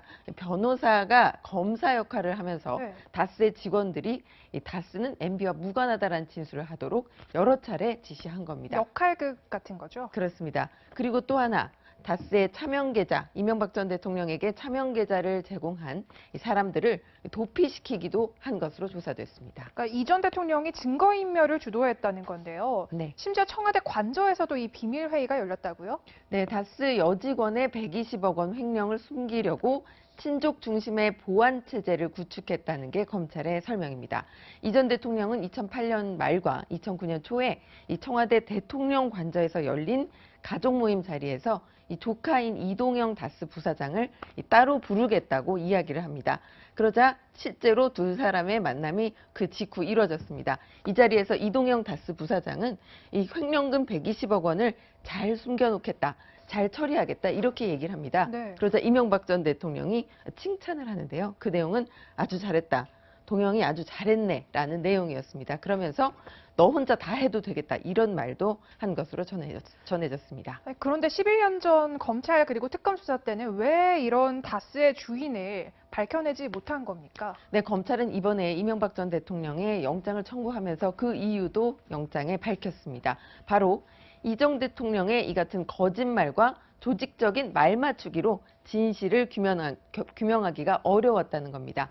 그때도 지금도 모두 검찰이 수사했는데 네. 이 결론이 완전히 뒤집히는 모습을 본 국민들로서는 좀 납득하기 어려울 것 같습니다. 이 검찰을 신뢰하기 어려워진다는 건데요. 검찰의 얘기대로 10년 전과 지금은 수사 여건이 많이 달라진 건 사실입니다. 그렇다고 하더라도 살아있는 권력에 약하고 죽은 권력에는 강한 검찰이라는 비판도 일부 감수해야 할 것으로 보입니다. 10년 전 다스를 수사했던 검사들이 이명박 정부에서 이른바 잘나가는 검사들이 된 것도 부인할 수 없는 사실입니다. 이제 모레면 이 전 대통령에 대한 구속심사가 시작이 되는데요. 네. 본인은 직접 안 나오겠다고 했으니까 이게 혹시 불리해지는 건 아닙니까? 네, 이 전 대통령이 불출석을 택한 가장 큰 이유는 실익이 없다고 판단했기 때문입니다. 이 검찰에 히든 카드가 있을지도 모르고 이걸로 법정에서 검찰에 공격을 당했다가 자칫 잘못 답변하면 향후 재판에서 더 불리해질 수도 있다는 판단 때문입니다. 또 법정에 나와서 이 각종 혐의를 하나하나 부인하는 모습이 전직 대통령의 품격에 맞지 않다는 참모들의 조언도 귀 기울인 것으로 전해졌습니다. 무엇보다도 이 전 대통령은 법정에 나가도 결국에는 구속될 것이라고 전망하는 것으로 전해졌습니다. 네, 여기까지 듣겠습니다. 배혜림 법조팀장이었습니다. 감사합니다. 민주당 서울시장 후보들은 유독 대통령과 좋은 관계라는 걸 강조하고 있습니다. 대통령의 마음, 문심을 얻겠다는 뜻도 있지만 모바일 경선 투표 때 영향력이 큰 대통령의 팬클럽, 이른바 문팬을 의식한 것이기도 합니다. 이동훈 기자입니다. 민주당이 복당을 불허했지만 정봉주 전 의원은 잘못된 판단을 뒤집을 시간을 드리겠다며 서울시장 출마 의지를 꺾지 않았습니다. 하지만 문재인 대통령의 공식 팬클럽인 문팬 게시판에는 정 전 의원의 출마를 반대하는 글이 잇따라 올라왔습니다. 서울시장에 출마하는 민주당 후보들은 문팬들의 표심 잡기에 사활을 걸었습니다. 우상호는 그동안 한 번도 문재인 대통령과 다른 길을 가거나 공개적으로 비판한 적이 없습니다. 저는 문재인 정부를 성공시키는 강단 있는 서울시장이 될 것을 선서합니다. 박원순 서울시장은 지난해 말 문펜 송년회에도 참석하는 등 꾸준히 공을 들여왔습니다. 문재인 대통령께서 서울시의 검증된 정책과 인재를 쓰겠다 이렇게 말씀을 하셔서 자부심을 느끼고 민주당 경선은 일반 국민과 권리당원 여론조사를 절반씩 반영하는데 권리당원의 3분의 2가량이 문 대통령 지지자로 추산됩니다. 민주당은 모레부터 광역단체장 후보를 접수하고 다음 달 20일까지는 후보를 확정할 예정입니다. 채널A 뉴스 이동훈입니다. 자유한국당 홍준표 대표는 6.13 지방선거를 앞두고 스트롱맨을 자처하고 나섰습니다. 인물란의 당 내용까지 겹친 위기 상황을 정면 돌파하겠다고 승부수를 던졌습니다. 송찬욱 기자입니다. 자유한국당 홍준표 대표가 평소 정장 차림과 달리 가죽 점퍼를 입고 등장했습니다. 지방선거에 대한 강한 의지를 드러낸 전투복이라고 한국당은 설명했습니다. 홍 대표는 한국당 후보들에 대한 수사를 강하게 비판했고 사장개들이 준동한다고 해서 국민들이 거기에 현혹되지는 않을 겁니다. 인물난도 일축했습니다. 네, 이 공사 현장의 안전 규정을 강화할 필요가 있어 보입니다. 뉴스터치 두 번째 이야기는 강풍 이야기입니다. 오늘 오전 이 서울 종로구 대학로 거리입니다. 신호등이 부러져 도로를 덮쳤습니다. 부러진 신호등 기둥을 한번 보시죠. 완전히 녹이 쓴 모습을 볼 수 있는데요. 노후한 신호등이 바람을 이기지 못하고 부러진 것으로 보입니다. 부산 동래구에서도 강풍 피해 소식이 전해졌는데요. 순간 최대 풍속이 초당 19m에 이르는 강한 바람에 이렇게 전봇대가 쓰러졌습니다. 인명피해는 없었지만 일대 전기 공급이 끊기고 이 행인들도 통행 불편을 겪었는데요.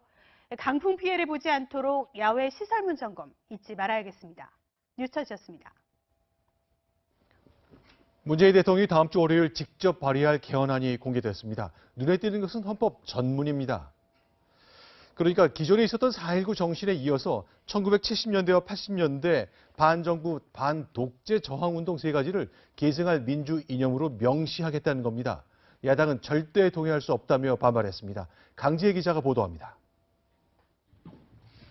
현행 헌법 전문에 명시된 기념일은 3.1절과 4.19 혁명뿐입니다. 문재인 대통령 개헌안은 여기에 부마 항쟁과 5.18 민주화 운동, 60 항쟁을 추가했습니다.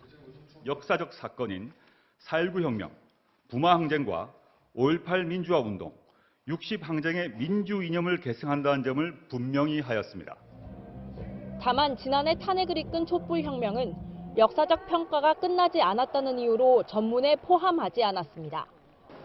기본권은 크게 강화됐습니다.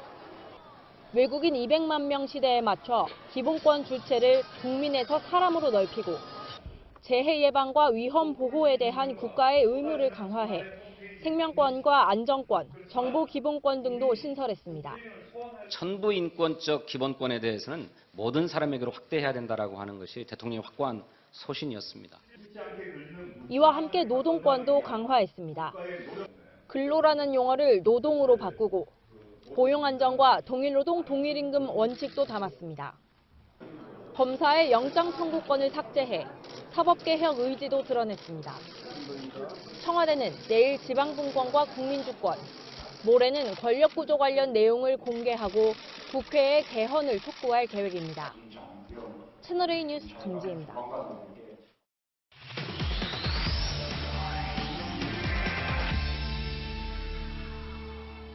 네, 헌법 개정 이야기 청와대를 취재하는 최지원 기자와 함께 얘기 나눠보겠습니다. 최지원 기자. 네. 자, 오늘 이제 청와대가 발의하겠다는 이 헌법 개정 좀 간단하게 정리하자면 어떤 내용입니까? 네, 우선 주목해야 할 것은 이 대통령 개헌안에 담긴 헌법 전문입니다. 네. 이 헌법의 머릿말이라고 할 수 있는 내용인데요. 이 자치와 분권, 또 지역 간 균형 발전, 또 자연과의 공존이라는 내용이 포함이 됐고요. 특히 이 4.19 혁명과 함께 이 부마 항쟁, 5.18 민주화 운동, 60 민주화 운동의 민주 이념이 또 추가로 명시가 됐습니다.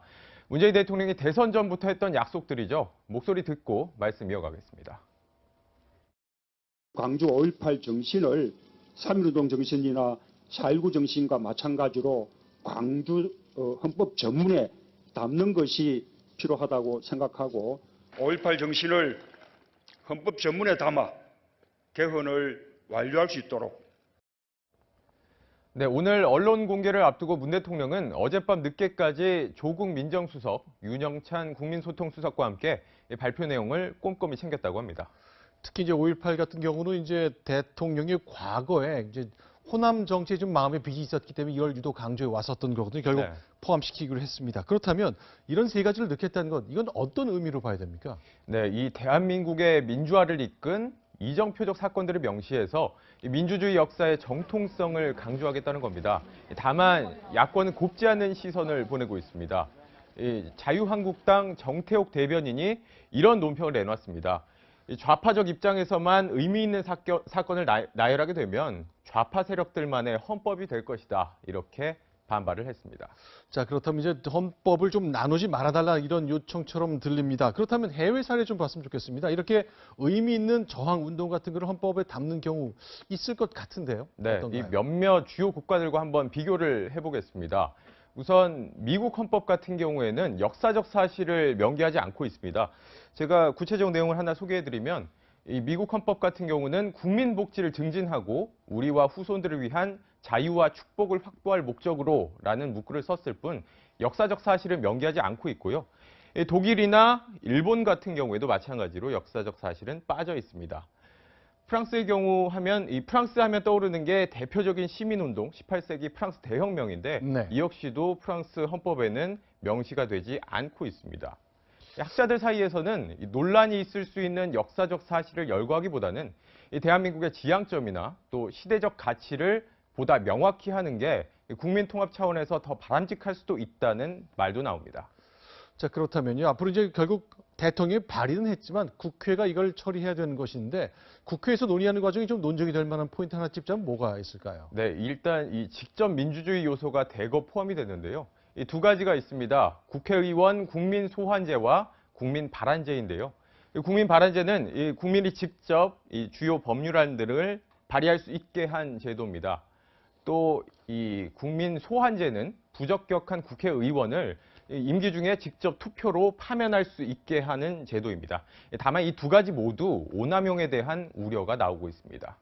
자, 그렇다면 이제 많은 것, 이제 생각해보니까 개헌을 다 기대했던 것은 권력 구조 때문인 것 같아요. 제왕적 대통령 이런 얘기가 많았는데 네. 이게 빠지는 겁니까? 앞으로 좀 소개가 더 남았습니까? 네, 빠진 건 아니고요. 모레 발표될 예정입니다. 4년씩 최장 8년까지 집권 가능한 대통령 4년 연임제로 일단 가닥이 잡혀 있습니다. 문제는 야권의 반대가 거세다는 겁니다. 특히 이 한국당 같은 경우는 이 대통령의 힘은 빼고 이 총리의 권한을 강화하는 분권형 대통령제를 주장하고 있습니다. 특히 총리를 국회가 임명하거나 선출하도록 하겠다는 방침인데요. 여당은 당연히 반발하고 있습니다.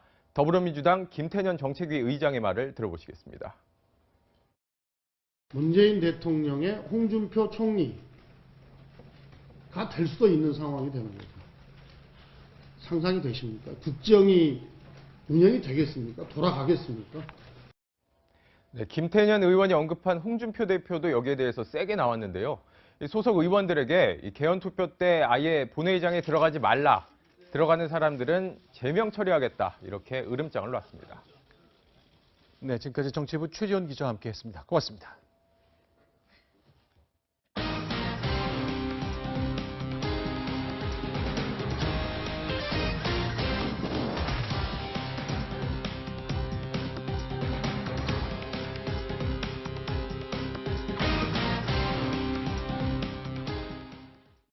미국이 수출국들에게 철강 관세 폭탄을 피하려면 중국에 대한 통상 압박에 동참하라고 요구하고 있는 것으로 알려졌습니다. 미국뿐만 아니라 중국 눈치도 봐야 하는 우리 정부로서는 난처하게 됐습니다. 김현재 기자가 보도합니다. And we're going to see who's treating us fairly, who's not treating us fairly. 트럼프 대통령이 서명한 철강 관세 부과 발효일이 사흘 앞으로 다가온 가운데 트럼프 행정부가 관세를 면제받으려면 WTO 제소 등 중국을 겨냥한 미국의 통상 압박에 동맹국들의 동참을 요구한 것으로 알려졌습니다. 대중무역 의존도가 높은 우리로선 미국과 중국 사이에서 절묘한 줄타기가 필요한 상황. G20에 참석한 김동연 부총리가 미국 재무장관을 만나 철강 면세 요청에 대한 여러분 안녕하십니까? 한반도 안보가 일대 전환점을 맞을 것인지를 결정짓는 정상 외교가 4월 이후 줄줄이 예고돼 있죠. 우리 가수들이 먼저 평양에 들어갑니다. 이달 31일부터 나흘간 2번에 걸쳐서 공연하는데 남북의 합동 공연도 검토 중입니다. 첫 소식 유승진 기자입니다. 판문점에서 이뤄진 실무 접촉은 4시간도 채 안 돼 끝났습니다. 평양 공연이 확정된 우리 예술단은 가수 조용필과 이선희, 윤도현, 백지영, 아이돌 그룹 레드벨벳 등 160여 명 규모로 세대와 장르를 아우릅니다. 이들은 이번 달 31일 평양에 가 3박 4일 동안 머물며 동평양 대극장과 류경 정주영 체육관에서 이틀간 2차례 공연을 진행합니다. 두 곳 모두 과거에 남측 특별 공연이 열렸던 장소로 북측의 강력한 추천이 있었습니다. 남북 합동 공연도 추진됩니다. 시간이 촉박한 만큼 첫날 공연은 우리 예술단으로만 구성하되 두 번째 공연은 함께하는 방안을 검토 중입니다. 1부, 2부를 나뉘게 될 때 그쪽에서 어떤 공동 공연을 좀 재미있게 준비를 하자라는 제안도 있었습니다. 사전점검단은 오늘 22일부터 2박 3일간 베이징을 통해 평양으로 들어갑니다. 북측으로부터 숙소로 고려호텔을 제안받은 만큼 이를 포함해 현지 공연장 등을 꼼꼼히 둘러볼 계획입니다. 채널A 뉴스 유승진입니다. 가수 윤상이 수석 대표로 나섰지만 진짜 기획자는 따로 있었습니다. 바로 탁현민 대통령 행사기획 행정관입니다. 오늘 회담에는 지원 인력 자격으로 참여했고요. 또 가수 윤상을 대표로 발탁한 것도 탁현민 행정관이었습니다. 김도영 기자입니다. 남북 실무 접촉에 나서는 우리 측 대표단 뒤로 탁현민 청와대 행정관이 스쳐 지나갑니다. 그리곤 대표단과 함께 판문점으로 가는 버스를 탔고 북측 지역으로 건너가 회담에도 참여했습니다. 회담 지원인으로 갔고요. 지원인으로서 역할을 충분히 수행하셨습니다. 가수 윤상 씨가 우리 쪽 대표로 전면에 나섰지만 실제로는 탁현민 행정관이 이번 공연의 전체 밑그림을 그린 것으로 알려졌습니다. 청와대 관계자는 탁 행정관이 문화체육관광부와 문학의 추천을 받아 윤상 측과 조율했고 예술단 감독으로 결정했다고 설명했습니다. 탁 행정관은 현송월 단장과도 이미 손발을 맞춰본 경험이 있습니다. 삼지연 악단 서울 공연 준비 때도 직접 해오름 극장을 찾아 북측과 세부 내용까지 조율한 바 있습니다. 오케스트라 형식으로 좌석을 배치했던 대통령 신년 기자회견과 서대문 형무소에서 진행한 3.1절 기념행사 등 청와대 주요 행사는 모두 탁현민 행정관의 작품입니다. 여성관 논란에도 대통령이 탁현민 행정관을 중용하는 이유입니다. 채널A 뉴스 김도형입니다. 네, 오늘 판문점에서 만난 우리의 대중가수 윤상 그리고 북한의 정치선전 가수 현송월. 과연 어떤 모습으로 협상했을까요? 김설혜 기자가 보도합니다.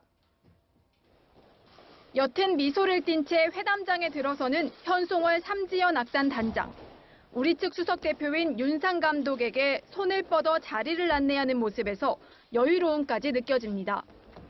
2달 전 북측 예술단 실무 접촉 때와 마찬가지로 짙은 정장에 집게핀으로 단정하게 머리를 정돈했습니다. 만나게 돼서 반갑습니다. 우리 측 대표인 윤상 감독은 가슴에 태극기를 달고 마주했는데 북측과 첫 접촉인 만큼 긴장감을 감추진 못했습니다. 첫날이니만큼 제가 수석 대표의 입장에서 수비를 드리게 되었습니다. 다만 윤상 감독은 평소 TV에서 봤던 북한 분위기는 느낄 수 없었다며 현송월 단장 역시 굉장히 책임감을 갖고 있는 것 같다고 회담 분위기를 전했습니다. 서로가 힘을 모으면 못 해낼 일이 없다는 것을 다시금 실감하였습니다. 또 공연 주제에 대해 정상회담 성공 기원이나 비핵화 등 정치적인 부분을 떠나 관객에게 감동을 주는 것이 첫 번째 숙제라고 강조했습니다. 채널A 뉴스 김설혜입니다. 네, 이렇게 가수들이 평양에서 공연하게 되면 적어도 외형적으로는 남북이 갈등 국면을 벗어난 것으로 보이게 됩니다. 자, 이제 정부는 올림픽 기간 동안 미뤘던 한미 군사훈련 계획을 발표했습니다. 예고했던 대로 그 기간도 줄였고 또 북한이 불편해하는 미국의 핵 항공모함은 많이 빠졌습니다. 강은하 기자가 보도합니다. 지난해 미군 15,000명, 한국군 30만 명이 참여했던 독수리 연습. 국방부는 올해도 비슷한 규모가 참가한다고 밝혔습니다. 연습은 4월 1일부터 시작할 예정이며 예년과 유사한 규모로 진행될 것입니다. 그러나 훈련 기간이나 참가 전력은 축소됐습니다. 컴퓨터 시뮬레이션에 의한 지휘소 연습인 키 리졸브 연습은 4월 중순부터 예년대로 2주간 진행되지만 야외 실기동 훈련인 독수리 연습은 기존 2달에서 1달로 줄었습니다. 4월 말로 예정된 남북 정상회담 직전에 독수리 연습을 끝낸다는 계산입니다. 핵추진 항공모함, 핵추진 잠수함, 전략폭격기 등 이른바 미군의 3대 전략 자산 역시 대거 불참합니다. 훈련 내용 역시 공개하지 않고 언론 노출도 최소화됩니다. 북한을 최대한 자극하지 않기 위한 것으로 보입니다. 미 국방부도 한미 연합훈련은 방어에 중점을 뒀다며 북한이 도발로 볼 아무런 이유가 없다고 밝혔습니다. 올해 북한이 도발을 하지 않은 건 맞지만 국방부가 북한에 대한 눈치 보기를 하면서까지 훈련 내용을 비공개하는 것은 적절하지 않다고 생각합니다. 유엔군 사령부는 이 같은 훈련 일정을 오늘 북한군에도 통보했습니다. 채널A 뉴스 강은하입니다. 검찰은 다스는 이명박 전 대통령의 소유라고 결론 내렸습니다. 검찰은 그 근거가 많지만 이 전 대통령의 부부가 다스의 법인카드를 오랫동안 쓴 것도 근거가 된다고 했습니다. 윤준호 기자입니다. 1995년 다스에서 법인카드 한 장이 발급됩니다. 이후 12년간 4억 원가량이 사용됐습니다. 하지만 검찰 조사 결과 사용자는 다스 임직원이 아니었습니다.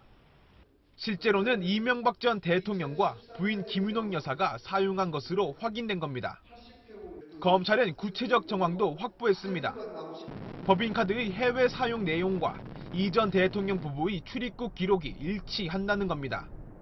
검찰은 이 전 대통령 부부가 1995년부터 2007년까지 다스 법인카드를 약 1,800차례에 걸쳐 사용한 사실을 확인했습니다. 카드는 주로 호텔 숙박이나 골프, 쇼핑 등에 쓰였습니다.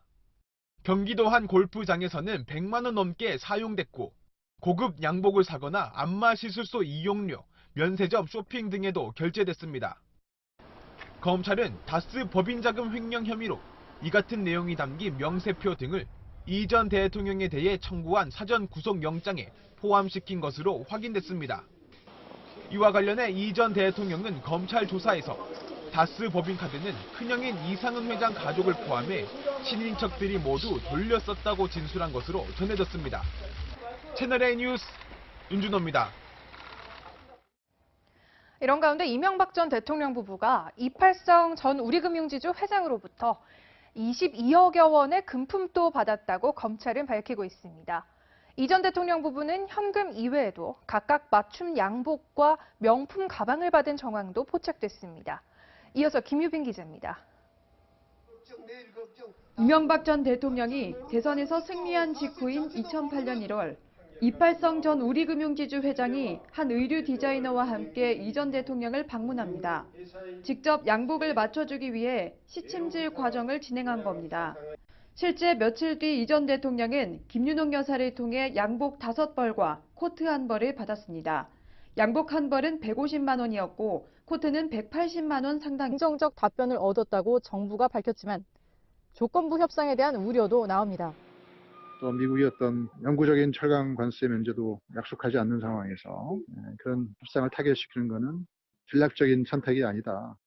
국익 극대화를 위한 치밀한 통상 전략이 필요하다는 지적입니다. 채널A 뉴스 김현지입니다. 문재인 대통령은 모레부터 5박 7일 일정으로 베트남과 아랍에미리트 순방을 떠나는데요.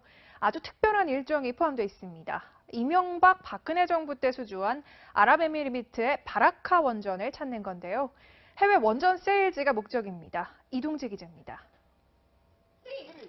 이명박 정부 때인 2009년 수주한 20조 원 규모의 바라카 원전 건설 공사. 박근혜 정부 땐 추가로 54조 원어치 원전 운영권을 따내기도 했습니다. 하지만 두 전직 대통령이 모두 구속될 위기에 놓인 상황에서 바라카 원전 준공식에는 문재인 대통령이 참석합니다. 현 정부가 국내에서 탈원전 정책을 도모하는 것과는 별개로 해외 원전 세일즈에 힘을 보태는 목적도 담겼습니다. 모하메드 왕세제와의 정상회담에선 사우디아라비아 등 대규모 해외 원전 사업에 아랍에미리트와 협력하는 방안도 논의할 예정입니다. 2009년 전략적 동반자 관계 수립 이후 양국 관계의 발전 현황을 평가하고 미래 성장 분야에서의 협력 방안을 협의할 예정입니다. 이번 아랍에미리트 방문에는 임종석 대통령 비서실장도 함께합니다. 지난해 12월 불거진 아랍에미리트와의 갈등설 등을 진화하는데 임 실장이 관여했던 것을 감안한 것으로 보입니다. 대통령이 국외 순방에 비서실장을 동행하는 건 매우 이례적입니다. 채널A 뉴스 이동재입니다. 문무일 검찰총장이 요양병원에 입원 중인 고 박종철 열사의 부친을 병문안했습니다.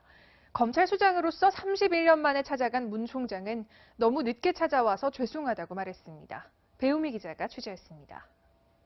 조사관이 책상을 탁 치니 하고 1987년 6월 항쟁을 다룬 영화 1987. 박종철 열사의 아버지 박정기 씨가 입원 중인 병원을 문무일 검찰총장이 찾았습니다.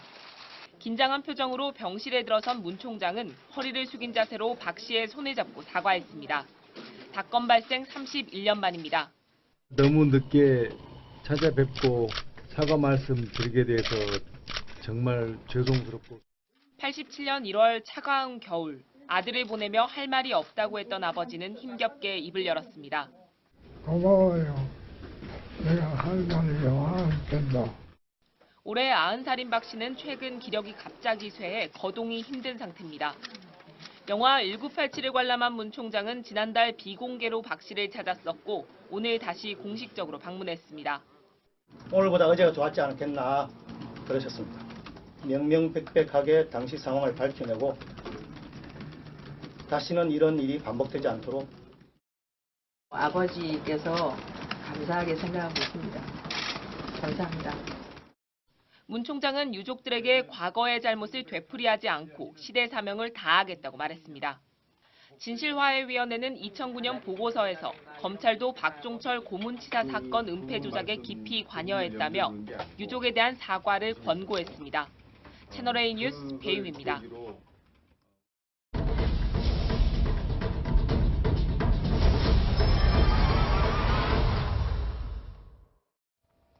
모래사막 한가운데 오일머니로 쌓아 올린 도시 아부다비가 최근 세계 문화예술의 허브로 다시 태어나고 있습니다.